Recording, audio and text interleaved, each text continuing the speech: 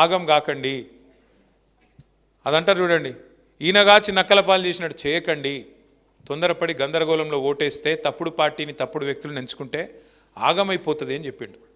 కానీ మీరు కల్వకుర్తిలో వినలేదు. ఉమ్మడి పాలమూరు జిల్లాలో 14 స్థానాలు ఉంటే 2 స్థానాల్లో మాత్రమే బీఆర్ఎస్ గెలిచింది, మిగతా 12లో కాంగ్రెస్ పార్టీ గెలిచింది. పాలమూరు బిడ్డను, పాలమూరు గోసదీరుస్తా, పాలమూరు దశ మారుస్తా అని చెప్పి గెలిచిన రేవంత్ రెడ్డి గారు ఇవాళ ముఖ్యమంత్రిగా ఉన్నారు. 2.5 ఏళ్ళు అయిపోయింది, 3 బడ్జెట్లు ప్రవేశపెట్టినారు. ఒక్కసారి దయచేసి గుండె మీద చేసుకొని పాలమూరు బిడ్డలు ఆలోచించాలని నేను విజ్ఞప్తి చేస్తా ఉన్నాను. ఇది మా అధికారం కోసమో మా కోటేయమని చెప్పట్లేదు, నేను మాకేదో కావాలని చెప్పట్లేదు. అధికారం ఏమీ కొత్త కాదు. 14 ఏళ్ళు ఉద్యమంలో ఉన్నాం, 10 ఏళ్ళు అధికారంలో ఉన్నాం, గత 2.5 ఏళ్ళు ప్రతిపక్షంలో ఉన్నాం. మళ్ళీ గెలిస్తే అధికారం వస్తుంది, కొత్త ఏం కాదు అది. కానీ దయచేసి పాలమూరు బిడ్డలు ఆలోచన చేయాలి. 2.5 ఏళ్ళ కాంగ్రెస్ ప్రభుత్వం, రేవంత్ రెడ్డి గారి ప్రభుత్వం పాలమూరుకి ఏమన్నా మంచి చేసిందా చెడు చేసిందా మీరు ఆలోచన చేయండి. 10 ఏళ్ళ కేసీఆర్ గారి ప్రభుత్వం పాలమూరుకు మంచి చేసిందా చెడు చేసిందా అది కూడా బేరీజ్ వేసుకోండి. ఇవాళ ముఖ్యమంత్రి మీ జిల్లా బిడ్డ, కానీ మీ జిల్లాకి ఏమైనా లాభం జరిగిందా? మీ కల్వకుర్తికి ఏమైనా జరిగిందా? మీ మాడుగులకు ఏమైనా జరిగిందా? మీ అప్పారెడ్డిపల్లికి ఏమైనా జరిగిందా? ఆలోచన చేసుకోండి. ఎందుకంటే కేసీఆర్ గారు ఆయన ఒక ప్రాంతానికి సంబంధించిన నాయకుడు కాదు, ఒక జిల్లాకు సంబంధించిన నాయకుడు కాదు, ఒక నియోజకవర్గానికి సంబంధించిన నాయకుడు కాదు. తాను ప్రాణాన్ని ఫనంగా పెట్టి కేసీఆర్ సచ్చుడో తెలంగాణ వచ్చుడో అని చెప్పి జిద్దు మీద కొట్లాడి తెలంగాణ తెచ్చిన నాయకుడు. అన్ని రాష్ట్రాలకు ముఖ్యమంత్రులు ఉంటారు, కానీ మన రాష్ట్రానికి రాష్ట్రాన్ని తెచ్చిన నాయకుడే ముఖ్యమంత్రి అయిండు, మొదటిసారి రెండోసారి. అందుకే ఏం జరిగింది? కేసీఆర్ గారు ఒక కల్వకుర్తికి ఇది చేయాలా లేకపోతే ఒక గజ్వేల్కి అది చేయాలని చూడలేదు. రాష్ట్రంలో ఉండే 45,000 చెరువులు మిషన్ కాకతీయ కింద తీసుకొని 45,000 చెరువుల్ని మరి బాగు చేయాలనే సంకల్పంతో బ్రహ్మాండంగా వరుసగా 4-5 ఏళ్ల పాటు మిషన్ కాకతీయ అనే ప్రోగ్రాం దాదాపు 24,000 కోట్ల రూపాయలతోని మంచిగా నడిపించే ప్రయత్నం చేసినాడు. ఎందుకంటే చెరువు బాగుంటే ఊరు బాగుంటుంది, చెరువు బాగుంటే రైతు బాగుంటాడు, రైతు చుట్టూ అలుముకున్న వ్యవస్థ బాగుంటుంది, గ్రామీణ ఆర్థిక వ్యవస్థ బాగుంటే గ్రామం బాగుంటుంది, కుల వృత్తులు బాగుంటే అన్నీ బాగుంటాయి. ఆ ప్రయత్నం చేసిండు. అట్లాగే మిషన్ భగీరథ ఉపాధ్యక్షుడు ఇక్కడ కూర్చున్నాడు, మాజీ ఉపాధ్యక్షుడు ఉప్పల వెంకటేష్. మిషన్ భగీరథ అనే ప్రోగ్రాము ఏదో ఆషామాషిగా పెట్టిన ప్రోగ్రాం కాదు, ఎవరికో ఒకరికి పదవి ఇచ్చినందుకు పెట్టిన ప్రోగ్రాం కాదు. సాధించుకున్న తెలంగాణలో మనం ఇంటింటికి సాగునీటి గోస లేకుండా, తాగునీటి గోస లేకుండా చేయాలనే ఉద్దేశంతో ఇంటింటికి నల్లా పెట్టి మా ఆడబిడ్డలు ఎవరు మళ్ళీ బిందెలు పట్టుకొని కుండలు పట్టుకొని రోడ్ల మీదకి వచ్చే పరిస్థితి ఉండొద్దు. వాళ్ళు లంబాడి తాండాల్లో ఉండొచ్చు, కోయగూడెంలో ఉండొచ్చు, లేదా చిన్న పల్లెలో ఉండొచ్చు, లేదా గ్రామంలో ఏ మూలకన్నా ఉండొచ్చు, ఎవరికి అవస్థ కావద్దు అని చెప్పి ఇంటింటికి నల్లా పెట్టి నీళ్ళు అడుగుతా. నేను నీళ్ళు ఇవ్వకపోతే, ఆ పథకం పూర్తి చేయకపోతే నాకు ఓటు వేయకండి, ఓటు కూడా అడగనని చెప్పే దమ్మున నాయకుడు భారతదేశంలో ఒక కేసీఆర్ తప్ప ఎవరైనా ఉన్నారా? ఆలోచించండి. ఎన్నికల్లో కేసీఆర్ గారు అడ్డమైన హామీలు ఇవ్వలేదు. కాంగ్రెస్ వాళ్ళు కదా రాసి ఇచ్చినట్టు బాండ్ పేపర్లు రాసి ఇవ్వలేదు. 420 హామీలు ఇవ్వలేదు. ఒక్కొక్క వర్గాన్ని మోసం చేయడానికి డిక్లరేషన్ల పేరిట డ్రామా చేయలేదు. ఏం చేసినాడు? రైతు బంధు చెప్పిండా కేసీఆర్ మేనిఫెస్టోలో? చెప్పలేదు. భారతదేశంలో స్వాతంత్రం వచ్చి ఇప్పుడు 47లో స్వాతంత్రం వస్తే ఇంకో నెక్స్ట్ ఇయర్ చూస్తే 80 ఏళ్ళు అవుతుంది. ఇప్పుడు 79 ఏళ్ళు నుండి ఇంకో సంవత్సరం అయితే 80 ఏళ్లలో పడతాం. 80 ఏళ్ల స్వతంత్ర భారతదేశంలో ఎంతోమంది ప్రధానమంత్రులు, ముఖ్యమంత్రులు, ముఖ్యమైన మంత్రులు, కేంద్ర మంత్రులు, ఎంతోమంది పెద్ద పెద్ద పదవులు అధిష్ఠించినారు. మీ దగ్గర నుంచి కూడా జైపాల్ రెడ్డి గారు కూడా పెద్ద నాయకుడు అయినాడు, కేంద్ర మంత్రిగా పనిచేసినాడు. కానీ ఏం జరిగింది? రైతుల గురించి స్పీచ్లు, రైతుల గురించి డైలాగులు, నోట్లోంచి ప్రేమలు కారిపోయినాయి తప్ప ఎన్నడన్నా కేసీఆర్ గారు చేసినట్టు నీకు ఎన్ని ఎకరాలు ఉన్నాయన్న దాంతో నిమిత్తం లేకుండా, నీకు 2 ఎకరాలు ఉంటే 2టికి, 10 ఎకరాలు ఉంటే 10టికి, ఎంత ఉంటే గంతకు రైతు బంధు అనే ప్రోగ్రాం పెట్టి 70 లక్షల మంది రైతుల ఖాతాల్లో 11 విడతలుగా 73,000 కోట్లు వేసిన నాయకుడు ఒక్కడన్నా ఉన్నాడా భారతదేశంలో? విచిత్రం ఏంటంటే మన వాళ్ళు కూడా ఆ రోజు మీరు దండం పెట్టే అవసరం లేకుండా, దరఖాస్తు పెట్టే అవసరం లేకుండా, మేనిఫెస్టోలో హామీ ఇవ్వకుండా, డిక్లరేషన్లను మోసం చేయకుండా, ఏ రకమైన వ్యవహారం చేయకుండా, మీ కడుపులో చల్లగదలకుండా మరి 11 సార్లు రైతు బంద్ వేస్తే అది అర్థం కాలేదు దాని విలువ మనకి. ఎందుకంటే అందుకే పెద్దలు చెప్తారు, అడగందే అమ్మైనా పెట్టదు అని. కేసీఆర్ గారు అడగకుండానే పెట్టిండు. పెడితే దాని విలువ అర్థం కాలే. ఏమనుకున్నారు, ఎవడుంటే ఏంలే రైతు బంధు అవుతుందా, కేసీఆర్ ఏమన్నా ఇంట్లోకి వెళ్ళి ఇస్తున్నాడా, ఇట్లా మాటలు చాలామంది పుల్ల విరుపు మాటలు మాట్లాడిన ఊళ్ళల్లో.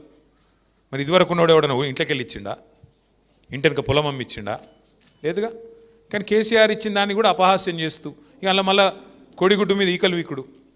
అగో ఇంకా జైపాల్ యాదవ్కి ఎంత తక్కువైంది, ఆయనకి 60 ఎకరాలు ఉంది, గాయనకి ఎందుకు ఇస్తున్నావు రైతు బంధు, అరే నీది నీకు వస్తుంది కదా అన్న అంటే లే గాయనకి ఎందుకు ఇస్తున్నావు, ఇంకా పెద్ద ఆయనకి ఎందుకు ఇస్తున్నావు అని అట్లా కొండిపెట్టుడు ఇవన్నీ జరిగినాయి. మొత్తానికి కల్వకుర్తిలా కాంగ్రెస్ ఆయనని గెలిపించిండ్రు, మన వాళ్ళని ఒడగొట్టిర్రు. మరి ఇవాళ ఏమైంది, రైతు బంధు పడుతుందా, 2 సార్లు ఎగ్గొట్టిండా లేదా.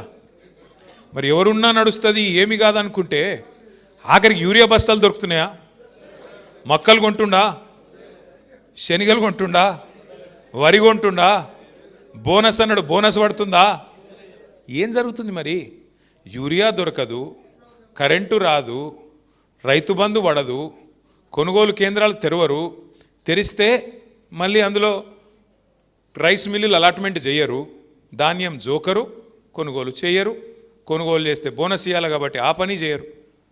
అందుకే ఓటేసేటప్పుడు ఆగమైతే, ఓటేసేటప్పుడు అయ్యో ఎవడైతే ఏమిలే జైపాల్ యాదవ్ మంచోడు కాదు, ఈయన మంచోడు కాదు, గాయన మంచోడు కాదు అని రాగాలు తీసి చాలామంది ఏమనుకున్నారు తెలుసా, కల్వకుర్తి తాలూకాలో పోతే జైపాల్ యాదవ్ పోతాడు కానీ కేసీఆర్ ఉంటాడు కదా అనుకున్నారు. అంతేనా అనుకుర్రా, ఎట్లా ఉంటాడా నాకు అర్థం కాదు. జైపాల్ యాదవ్ పోతే ఆయన ఎట్లుంటాడు మరి, ఒక్కొక్కరు అట్లే అనుకుంటే, అటు కల్వకుర్తిలో అట్లే అనుకుర్రు, పక్కన నాగర్ కర్నూలులో అట్లే అనుకుర్రు, అవతల అచ్చంపేటోడు అట్లే అనుకున్నాడు, ఇవతల జడ్చర్లోడు అట్లే అనుకున్నాడు. ఏమైంది దాంతోనా, ఎవరిదొకరు మాట్లాడుకోకుండా మీరు ఆయనతో గుద్దేసినారు, చూస్తే కేసీఆర్ గారే పోయినారు. కాబట్టి ఒక్కసారి ఓటేసేటప్పుడు మనం గుర్తుపెట్టుకోవాల్సిన లాజిక్ ఏమంటే, అక్కడ ఎమ్మెల్యేలు గెలవకపోతే కేసీఆర్ గారు సీఎం ఎట్లయితారు, కారు కదా. అందుకే కేసీఆర్ గారు ఏదైనా నిర్ణయం తీసుకున్నాడు అంటే మన గురించి ఆలోచించే తీసుకుని ఉంటాడు. మనకు రైతు బంధు ఇచ్చేటప్పుడు ఎట్లయితే ఆలోచించి మనం అడగకుండానే తీసుకున్నాడో, జైపాల్ యాదవ్ను పంపించినట్టు కూడా ఏదో ఆలోచించే తీసుకుని ఉంటాడు. ఆయన వెనుకకు ఏదో ఆలోచన ఉండింటుంది, ఒక బలహీన వర్గాల నాయకుని నిలబెట్టినాడు అని ఆలోచించి మనం ఓట్లే వేసి ఉండాలా. కానీ వేయలేదు, సరే పోయింది, అయిపోయింది అది. కానీ అట్లని చెప్పేసి ప్రభుత్వంలో ఏం తప్పులు జరగలేదు అని నేను అనను. ఇంతకుముందు శ్రీధర్ గోవింద్ ఒక మంచి మాట అన్నాడు. ఏమన్నాడు, అన్న మీరు పైన పిలుపునిస్తున్నారు కానీ అన్ని కిందికి రావడం లేదు, ఏదో మొక్కుబడిగా జరుగుతున్నాయి కొన్ని కార్యక్రమాలు అని.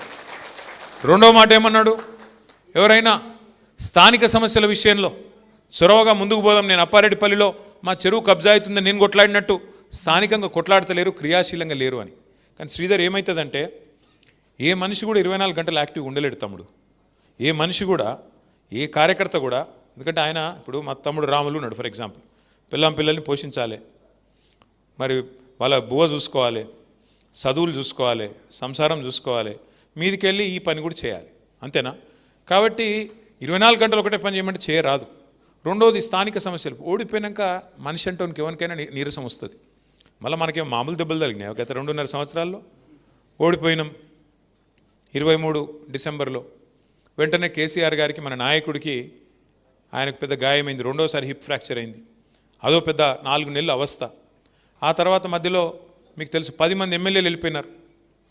10 మంది ఎమ్మెల్యేలను తీసుకొని పోయినారు కాంగ్రెస్ వాళ్ళు, రేవంత్ రెడ్డి గారు. ఇంకోవైపు పార్లమెంట్లో ఆర్ఎస్ ప్రవీణ్ లాంటి నాయకుడిని పెట్టినా నాగర్ కర్నూలులో మనం గెలవలేకపోయినాం. అంటే ఒక విచిత్రమైన పరిస్థితి. ఇవన్నీ చూసినాక దెబ్బ మీద దెబ్బ తగిలినప్పుడు నిరుత్సాహం మనిషికి వస్తుంది. అది కేసీఆర్కైనా వస్తుంది, కింది స్థాయిలో గ్రామ స్థాయిలో ఉండే మా రాములన్నకైనా వస్తుంది. రాకుండా ఎట్లుంటుంది మరి. స్థానిక సమస్యల మీద కొట్లాడాలంటే ఏమనిపిస్తుంది శ్రీధర్ అంటే, అరే నువ్వు కత్తెమో వానికిచ్చినావు, యుద్ధం నన్ను చేయమంటున్నావు, ఇది ఎక్కడి కథ అనిపిస్తుందా అనిపించదా. మరి గెలిపించిన కాశిరెడ్డి నారాయణ రెడ్డి ఏం చేస్తుండు, రెండవ స్థానంలో వచ్చిన ఆచార్య ఏం చేస్తాడు, ఇటు కేంద్ర ప్రభుత్వం అటు రాష్ట్ర ప్రభుత్వం ఉంది కదా, మరి మీరు కూడా మమ్మల్ని వద్దనుకుంటారు కదా, కొన్ని రోజులు కానీ సుతాంతి అని మనకు కూడా అనిపించాలి కదా తమ్మి. సుతాంతి మరి కొత్తగా అధికారం వచ్చింది కదా వాళ్ళకు, మనం ఎందుకు ఆతృత పడ్డట్టు, కంగారు పడ్డట్టు, మనమేదో వాళ్ళకు అధికారం వస్తే మనం జీర్ణించుకోలేకపోతున్నట్టు, ఆగమాగమైపోతున్నట్టు మనం ఎందుకు ఉండాలి. తెలిసి రానీతి ప్రజలకు కూడా మాకు కూడా అనిపించింది. తప్పేముంది అందులో. నిజంగా కూడా రైతు బంధు మంచిగా పడుతుంటే అర్థం కాలే. రైతు బంధు మంచిగా పడుతుంటే ఏమనుకున్నారు, ఎవడుంటే ఏమిటి అనుకున్నారు. భూముల ధరలు కల్వకుర్తిలో ఇదివరకు ఎట్లున్నాయి, ఇప్పుడు ఎట్లున్నాయి, చల్లబడ్డదా కొద్దిగా, ఎవడుంటే ఏంలే అనుకున్నారా. గివే మరి నేను చెప్పేది, ఉత్తగానే పెరిగాయి. ఇప్పుడు భూముల ధరలు అంటే నేనేదో రియల్ ఎస్టేట్ దంద గురించి చెప్తలేను. భూమి ఇప్పుడు శ్రీధర్ ఉన్నాడు ఫర్ ఎగ్జాంపుల్, శ్రీధర్కి ఒక 5 ఎకరాల పొలం ఉందనుకో, ఒక ఎగ్జాంపుల్ నేను చెప్తున్నా, శ్రీధర్ ఏమనుకో. ఎటువంటిదంటే 5 ఎకరాల పొలం ఉంటే కేసీఆర్ రాకముందు 2014లో 5 ఎకరాలకు మొత్తం కలిపి ఎకరానికి 20 లక్షలు ఉండేది, మొత్తం ₹1,00,00,000. కానీ కేసీఆర్ వచ్చినాక ఆ ₹1,00,00,000 విలువ 5 కోట్లు అయింది. అయిందా? అంటే ఏమవుతుంది? సంపద పెరిగినాక మనిషిలో ధీమా పెరుగుతుంది. ఏమనిపిస్తుంది? ఆ కోవిడ్ వచ్చింది, కరోనాను గిరోనా వచ్చింది, ఆ ముఖం మొత్తం దేశ ప్రపంచం అంతా గతర వచ్చినట్టు వచ్చి అందరూ మూతికి బట్టలు కట్టుకొని తిరిగే పరిస్థితి, ఎవడు ఇంట్లోకి వెళ్ళి బయటికి వెళ్ళిన పరిస్థితి వచ్చింది. అప్పుడు ఏమనిపిస్తుంది మనిషికి? ఎక్కడో దగ్గర ఆలోచన వస్తుంది కదా, అయ్యో నేను పోతే ఎట్లారా, డామ్మ నేను చచ్చిపోయినా అనుకో, నా పిల్లల పరిస్థితి ఏంది, మా తల్లిదండ్రుల పరిస్థితి ఏంది, వాళ్ళని ఎవడు చూసుకుంటాడు, ఏమవుతుంది? ఇది ఉంటుందా లేదా ప్రతి మనిషికి ఆలోచన? నాకేమన్నా అయితే ఎట్లా? ఎవడన్నా మన దగ్గరోడు ఎవడన్నా పోయిండు అనుకో చిన్న వయసులో, మనకు కూడా కొడుతుంది ఎక్కడో గుండెలో, అయ్యో మరి మనకేమన్నా అయితే మన పిల్లల పరిస్థితి ఏంది, మన పిల్లల పరిస్థితి ఏంది, మన తల్లిదండ్రుల పరిస్థితి ఏంది, మా మిగతా వాళ్ళ పరిస్థితి ఏంది, డిపెండెన్స్ ఉంటుంది. 5 కోట్ల విలువ ఉంటేనేమో ఒక ధీమా ఉంటుంది, అరే నాకేమన్నా అయినా నా 2 ఎకరాలు అమ్ముకొని మా వాళ్ళు ఏదో తిరిగి బతుకుతారు అనిపిస్తుంది. అదే మళ్ళీ డామన్ పడ్డదనుకో, మళ్ళీ 5 కోట్లు వచ్చి మళ్ళీ ₹1,00,00,000 పడ్డదనుకో, ఏమనిపిస్తుంది? నీ ఆస్తి, నీ విలువ, నీ సంపద నీ కన్న ముంగట హారతి కర్పూరం లెక్క కరిగిపోతుంటే బాధ అనిపిస్తుందా, అనిపించదా? హైదరాబాద్లో చాలామంది చిరుద్యోగులు ఉంటారు, చిన్న చిన్న ఉద్యోగాలు చేసుకుంటారు, ప్లాట్లు కొనుక్కుంటారు, భవిష్యత్తులో వస్తుంది నా పిల్లలకి అని చెప్పి అక్కడ మీ ఆమన్గల్ కాడ, మీ కల్వకృతి కాడ, మీ మాడుగుల కాడ ఈడికెళ్ళొచ్చి ఆడ కొంటారు. 200 గజాలు 300 గజాలు ప్లాట్లు, దానికి పెద్ద మార్కెటింగ్ ఉంటుంది, నడుస్తూ ఉంటుంది. మీ ఈడ గుసునలలో కూడా చాలామంది ఉంటారన్న నాకు ఎరికే. మీ కల్వకృతిలో నడిచేదే గద్దందా మాకు తెలుసు. ఎందుకు చెప్తున్నా అంటే అట్లా బతికేటోళ్ళు, మార్కెటింగ్ చేసుకుంటోళ్ళు ఉంటారు, కొనుక్కుంటోళ్ళు ఉంటారు. ఇలా వాళ్ళ ఆస్తి విలువ ఏందండి? కష్టపడి 10 లక్షలు పెట్టి 200 గజాలు ప్లాట్ కొంటే నీ కళ్ళ ముంగటనే అది తగ్గిపోయి 7 లక్షలు 6 లక్షలు. ఎలక్షన్లకు ముందు కేసీఆర్ ఉన్నప్పుడేమో ఎకరానికి నువ్వు ₹1,00,00,000 అడిగితే ఇయ్యపోతివి. ఇలా అడిగేటోళ్ళు లేకపోయా. ఎట్లా అనిపిస్తుంది? బిడ్డ పెళ్లి చేయాలన్నా, వ్యాపారం చేయాలన్నా, ఒక కొత్త పెట్టుబడి పెట్టాలన్నా, ఏమిటికి ఏం లేకపోతే, పైసలు మార్కెట్లో లేకపోతే నీ ఆస్తి విలువ హారతి కర్పూరం లెక్క కరిగిపోతుంటే ప్రభుత్వం అంటే కోపం వస్తుందా రాదా? ఈ అమ్మాయి దరిద్రుడు వచ్చినాక ఏమి రాబోయే ఇట్లయిపోయింది అనే ఫీలింగ్ వస్తుందా రాదా? ఇలా అది జరుగుతున్నది, తెలంగాణ వ్యాప్తంగా చర్చ జరుగుతుంది. నేనేదో మా రేవంత్ రెడ్డి గారి మీద నాకేం గెట్టు పంచాయతీ లేదు, నాకు ఆయనకేం వ్యక్తిగతమైన పంచాయతీ ఏం లేదు. బాధ ఎక్కడ అనిపిస్తుంది అంటే, తమ్ముడు అన్నాడు ఇందాక మాట్లాడుతూ, తెలంగాణ సరిగా నడవట్లేదు, మనం అనుకున్న పద్ధతుల్లో నడవట్లేదు. ఎందుకు నడవట్లేదంటే మోసం చేసి అధికారంలోకి వచ్చినారు, ప్రజల్ని మభ్యపెట్టి